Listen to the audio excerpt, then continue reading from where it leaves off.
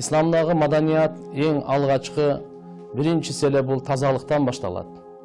Тазалық адамдың денесінің тазалығы, киімінің тазалығы, чөйренің тазалығы, адамдың рухының тазалығы, бири-бирименен болған мамиленің тазалығы, бұл исламдың маданиятын ең бір башаты. Алла субханаху ва таала мейірімді, борыкер, сіздерге, біздерге шу ортамызда қоғам таза болсын деп, жаштарыбыз менен қариялардың ортасында, күйөөсү менен аялдын ортасында, жетекчи менен баш ийгендердин ортасында, ар кандай улуттарды, уруулардын ортасындагы мамилелер таза болуш үчүн ислам динин берген. Ислам дини маданияттын дини. Бул жерде маданият тазалыктан. Билесиздер, пайгамбарыбыз саллаллаху алейхи ва саллям айткан: "Ат-тухуру шатрул иман." Бул тазалык имандын жарымы деген. Бирок биз бүгүнкү күнү адамдын денесинин тазалыгына көңүл буруп, адамдын ички дүйнөсүндөгү, жүрөгүндөгү ушул тазалыкка көңүл бурбай калганбыз. Пайгамбарыбыз Мухаммад саллаллаху алейхи ва салламга Алла субханаху ва таала Кур'ан-ы Кариминде айтканы: "Вастиябака фаттахир." Кийимиңди тазала. Кур'ан тафсирлөөчүлөр айтышат, бул кийимиңди тазала дегендин мааниси жүрөгүңдү тазала деген сөз. Эгер жүрөгүбүз таза болсо, анда сүйлөгөнүбүз да таза болот, оюбуз дагы таза болот, көзүбүздүн караганы дагы, колубуздун бутуну, алкымыбыз, бардыгы, жүрүш турушубуз, жашообуз, коомчулук бардыгы таза болот. Пайгамбарыбыз Мухаммад алейхиссалам бир хадисте айтат: "Ала инна фил жасади ла мудга." Денеде bir muştumday et бар дейт, кулак салып оккула. Fa idha saluhat saluhal jasadu kullu. Эгерде ал оңолсо, дененин бардыгы оңолот. Wa idha fasada fasada al jasadu kullu. Эгерде ал бузулса, бардыгы бузулат. Ала wa hiya al qalb. Кулак салып оккула, ал жүрөк деген. Жүрөк бузулса, адам бузулат экен. Жүрөк оңолсо, адам оңолот экен.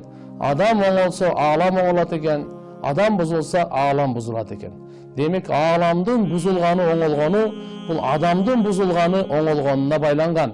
Ал эми адамдын бузулганы оңолгону, жүрөгүнүн бузулганы менен оңолгонуна байланган. Ошондуктан Алла Тааланын тандамал инсандары, пайгамбарлары бу дүйнөгө келгенде адамдын жүрөгүнө мээнет кылышкан. Ушу адамдын жүрөгүн оңдоо, ушу адамдын жүрөгүн дарылоо, адамдын жүрөгүн кубаттоо, адамдын жүрөгүн нурлантыруу, ушуну мээнетин кылышкан. Жүрөктөгү караңгылыктарды, көрө албастык, текеберлик, ушулардын бардыгын чыгарып, ушул жердин баарын чыгарып, жакшы жүрөктү нурлаган. Анткени билесиздер, тил дагы, көз дагы, кулак дагы, путу кол бардыгы бул жүрөккө баш ийет экен. Жүрөктө жиркенич болсо, тил ага карап сүйлөбөйт. Жүрөктө көрө албастык боло турган болсо, көз ага карабайт, учурашпайт дагы. Пут ал жака баспайт дагы. Ошондуктан биз, урматтуу мусулман бир туугандар, исламдын маданияты жүрөктү тазалоодон башталат экен. Пайгамбар саллаллаху алейхи ва саллям айткан: "Жаддиду иманакум." Тазалап тургула. Силер иманыңарды тазалап тургула. Иманыңарды тазалап тургула. Ва кыйла я Расулаллах, ва кайфа нужаддиду иманана? О Аллахтын элчиси, биз иманыбызды кантип тазалап турайлы?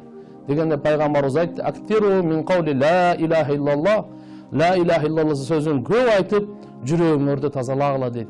Бир Алла субханаху ва тааланын жүрөгүңөрдө ушул ишеним болсун, жараткан жоктон бар кылган дагы, жашоо берип аткан, рызкы берип аткан дагы, жана учуру келгенде ажалы, рызкысы бүткөндө жанын алып ахиретке сапарга өткөрө турган, жибере турганда бул Алла субханаху ва таала экен.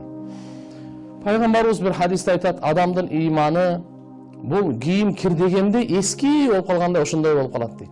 Ошон үчүн биз иманыбызды да жаңылап турушубуз керек экен туугандар. Имандын сөзү менен иман жаңыланат, иман тазаланат, нурланат. Ошо имандын нуру менен адамдын жашоосу нурланат, кабыры нурланат. Ахиретте дагы ал нур момундун алдында, оң жак сол жагында болот. Буга Алла субханаху ва таала ушундай кылып берет. Демек, маданияттын бул башы биз каяктан тазалыктан деп билдик. Дагы маданиятыбыздын, ислам маданиятында эң бир маанилүү бул уяттуулук болот. Пайгамбарыбыз Мухаммад алейхиссалам ал-иман айткан: "Кала Расулуллах саллаллаху алейхи ва саллям, ал-иману биду ва саб'уна шу'батан, фа афдалуха каулу ла илаха иллаллах, ва аднаха имататул адан ат-тариq, вал хаяу шу'батун мин ал-иман." Имандын 73-тен 79-га чейин бутагы бар.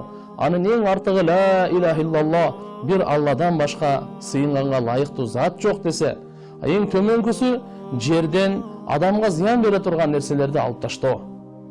Таза кармоо, чөйрөнү, мекенди, ошол шаарды, ошол жерди, каерде жашасаңыз, каерде иштесеңиз, каерде ырыскыңыз таап атсаңыз, үйүңүздү, чөйрөңүздү, ушуну таза кармашлык имандан экен да. Имандын да эң төмөнкү даражасы экен. Андан төмөнкүсү жок.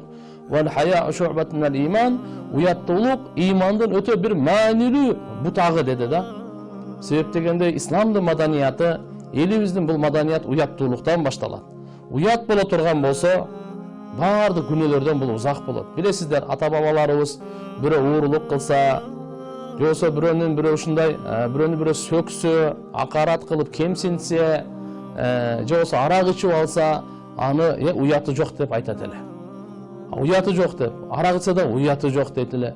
Урушуп кетсе да уяты жок дейт эле. Эмне үчүн? Бул уяттуулук исламдын ушундай биздин маданиятыбыз экен.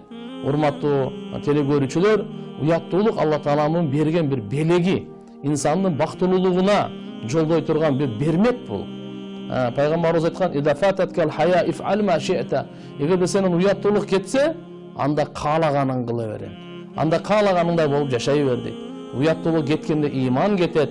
Уяттуулук келсе иман келет. Уяттуулук кетсе береке кетет. Абийирсиз бардык жаман иштердин бардыгы болот. Ошондон жаштарыбызга дагы, кыз балдарыбызга дагы, баарыбызга бир уяттуулук керек бул. Бул исламдын маданияты уяттуулуктан өздөн улуу адамдардын алдында кандай болуш керек, улардын бардыгын айтат. Андан кийинки эле исламдын маданияты адептүүлүк. Биздеги ислам дини адептин дини. Бул маданияттын эң бир күчтүү биз не деп айтсак болот, бутагы деп айтсак болот, бул адеп. Тамак жегендин өзүнүн адеби бар, уктагандын өзүнүн адеби бар, баскандын өзүнүн адеби бар, жуунгандын өзүнүн адеби бар, кийим кийгендин өзүнүн адеби бар, учурашуунун өзүнүн адеби бар, белек берүүнүн өзүнүн адеби бар, наристени бу дүйнөгө келгенде күтүп алуунун өзүнүн адеби бар, ошондой эле маркумду узатуунун өзүнүн адеби бар, кабырга койгондун өзүнүн адеби бар. Ар бир нерсенин өзүнүн адеби бар. Үйлөнгөндүн дагы өзүнүн адеби бар.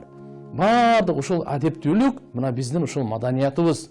Биздин ушул маданиятыбыз болуп эсептелинет.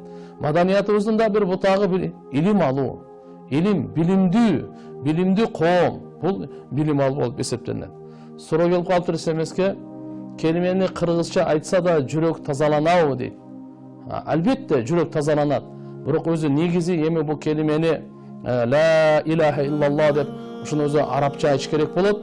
Бул деген бүткүл адамзатка Алла Таала берген улуту, урусу, тили, өң үтүсү кандай болсо дагы, ошон үчүн кыргызчасы дагы айтканы бунун пайдадан бош эмес, пайдасы бар, бирок арабча айтканга жетпейт.